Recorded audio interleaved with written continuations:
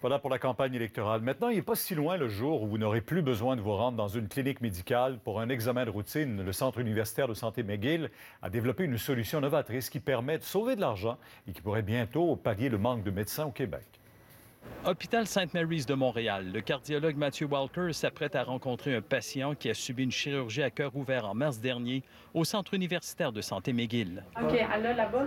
Le malade n'entrera jamais dans cette pièce. Il est à 700 km de distance à Chibougamau. Tout va se faire par télésanté. Une caméra est braquée sur le médecin, une autre sur le patient. Il s'agit d'un cri âgé de 77 ans. Son fils traduit les propos du Dr Walker. Il lui demande s'il a des palpitations cardiaques. Même chose, 130 sur 65. Une inhalothérapeute prend la tension artérielle du patient à sa demande. Puis, le cardiologue utilise un stéthoscope digital pour écouter ses battements cardiaques. C'est la première fois que cela se fait. À gauche, deuxième intercostal à gauche.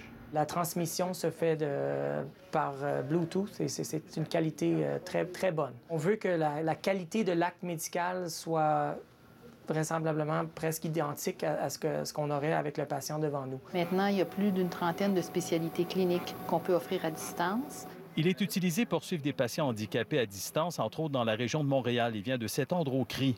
Leur très vaste territoire compte 15 000 habitants. Venir se faire soigner à Montréal ou avoir des rendez-vous après l'opération coûte une fortune.